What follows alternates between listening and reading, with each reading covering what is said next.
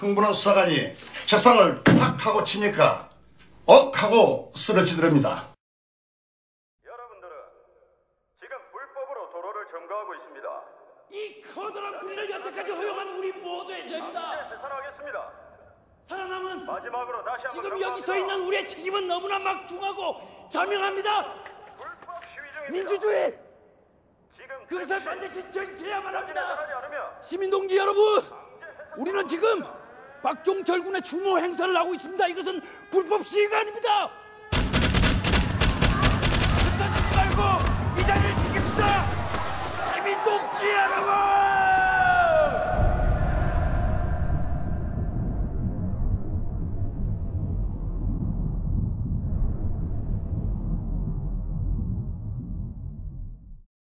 부산 서면에 위치한 소민아트센터. 지난 1월 14일 그곳에선 박종철 열사의 추모 행사가 열렸습니다. 그가 모진 고문으로 숨진 지 30년이 되던 날입니다. 박종철 열사가 꿈꾸었던 그런 세상이 아직은 오지 않았습니다. 종철이의 유언을 강에 날리며 종철아 아버지는 할 말이 없대이 라는 말이 떠오릅니다. 여러분은 알고 계셨나요? 점점 기억 속에서 잊혀져 가는 박종철. 그는 과연 어떤 사람일까요? 고등학교 시절에는 모범생과 일탈을 조금씩 하는, 함께 가지고 있는 공부를 너무 열심히 하면서도 담배도 피우고 때로는 막걸리도 마시고 때로는 당구장도 가고, 하교를 하고 내려오면 그때만 해도 이제 거지라고 그러죠. 거린들이 되게 많았어요. 근데 그때 우리 학창 시절에 고등학교 때는 오리틀 파카 이게 누런색 이런 색 파카가 되게 귀했던 시절이었어. 되게 그때만 해도 이제 고가였고. 근데 입고 온 날 나도 교실에서 돌려서 입어봤고 좋다 하고, 근데 그거를 그냥 나하고 하굣길에 내려오면서 그 거린한테 벗어줬던 친구. 지나가는 거린에게 옷을 벗어준 따뜻한 마음을 가진 박종철 열사. 그는 어디에나 있는 평범한 친구였습니다. 사회에 관심이 많던 박종철 열사는 서울대학교 언어학과에 입학했습니다. 군부 독재의 혼란스러운 시대에서 그는 모든 집회에 참여하며 목소리를 냈습니다. 그러던 어느 날 학생운동을 하던 선배 박정훈이 찾아왔습니다. 수배 중이던 선배를 못 본 척 할 수 없었던 박종철 열사는 그를 자신의 자취방에 재워주었습니다. 그리고 며칠 뒤 그는 공안당국에 의해 남영동 대공분실로 끌려갔습니다. 자신이 어디 있는지도 모른 채 좁고 어두운 계단을 올라 햇빛 한 줌 없는 방에 갇힌 박종철 열사. 수사관들은 모진 고문을 하면서 박종훈의 행방을 물었지만 그는 끝내 말하지 않았습니다. 그리고 87년 1월 14일 22살의 청년은 물속에서 눈을 뜨지 못했습니다. 그러나 치안본부는 탁친이 억하고 죽었다라는 말과 함께 박종철 열사의 죽음을 단순 쇼크사로 발표했습니다. 박종철 열사를 죽음으로 몰고 간 사람은 물론 고문 경찰이었어요. 그런데 그 배후에 있는 더 큰 세력들이 문제가 됐던 거죠. 물론 고문했던 사람이 잘못한 건 맞아요. 그러나 이제 그 이후에 벌어졌던 이제 치안감이라든지 경찰 수뇌부의 움직임들이 더 잘못된 것들이었죠. 그래서 이제 박종철 열사에 대한 고문 이런 부분들을 이제 숨기는 과정에서 좀 용기 있는 몇몇 사람들의 힘들이 이런 부분들을 밝혀냈는데, 이제 제일 큰 힘은 물론 이부영 씨죠. 그 당시에 그 민주화 운동 관련해서 투옥이 되어 있는 상태에서 마침 고문 경관들하고 같은 감옥에 입감이 됐던 거죠. 이 부분들을 목숨을 걸고 필사를 해서 종이에 숨겨서 밖으로 유출을 한 거죠. 그거를 이 김승훈 신부님이라고 정의구현 사재단 그 신부님들이 그 부분들을 세상에 알리게 된. 그러던 87년 4월 13일 국민들의 가슴에 불을 지른 일이 일어났습니다. 원인은 임의기 중 예언이 불가능하다고 판단하고 전두환 대통령은 대통령 직선제 개헌을 비롯한 국민들의 민주화 요구를 묵살하고 계속해서 군사 독재 정권 유지를 위해 4.13 호원 조치를 발표했습니다.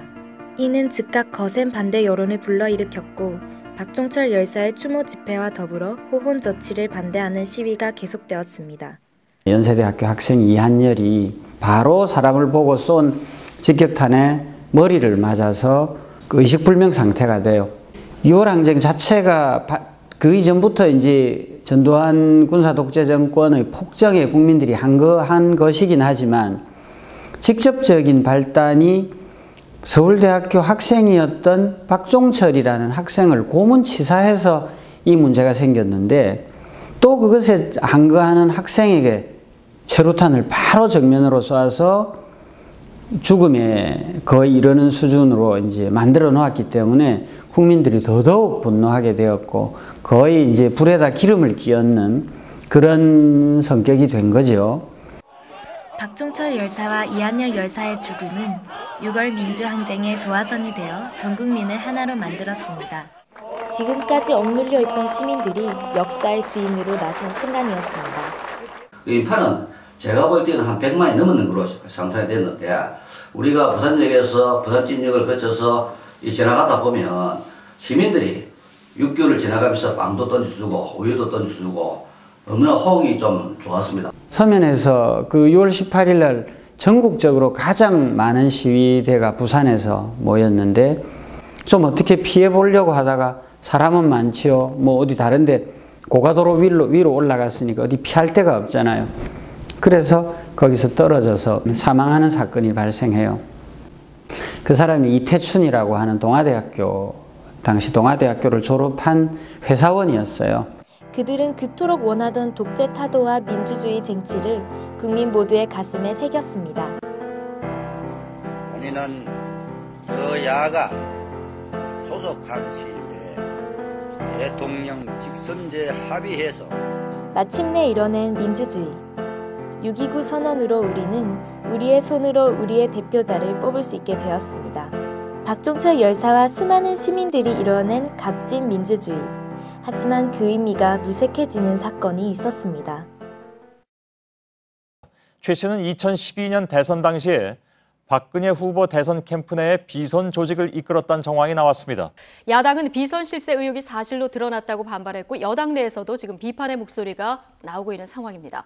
최순실 씨가 이 정문을 검문 검색도 받지 않고 수시로 드나들었다는 의혹이 제기됐습니다. 점점 잊혀져가는 박종철 열사. 하지만 사람들은 그를 기억하기 위해 많은 노력을 하고 있습니다. 2년가량 전부터 합창단을 이렇게 조직하자 하는 의논이 있었다가 작년 그러니까 2016년 8월에 창립이 되었습니다. 그러니까 박종철 열사의 정신과 유월항쟁의 정신을 기리면서 시민 문화 활동에 기여하고자 하는 목적으로 창립되었고요. 모교회 해강고등학교에 박종철이라는 이름으로 우리가 장학금을 매년 300만 원씩 그렇게 전달하고 있습니다.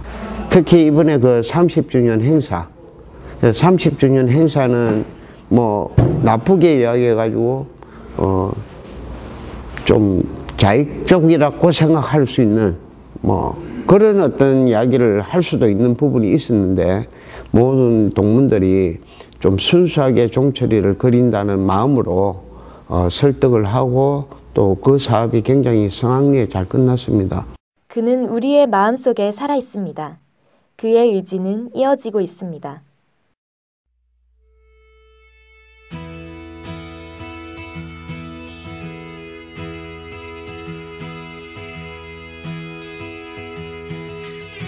누군가 촛불은 바람 불면 꺼진다고 했습니다. 하지만 촛불 하나하나가 모이면 그것은 커다란 불빛이 됩니다.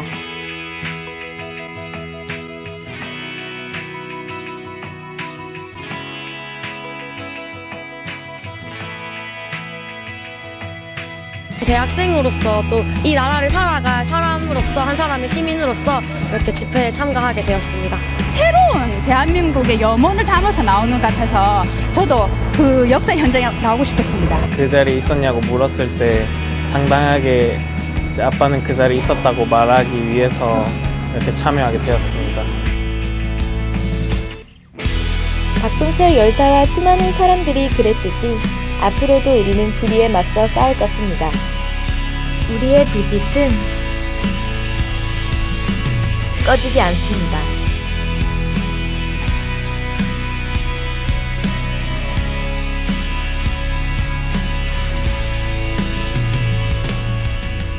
이에 재판관 전원의 일치된 의견으로 주문을 선고합니다. 주문, 피청구인 대통령 박근혜를 파면한다.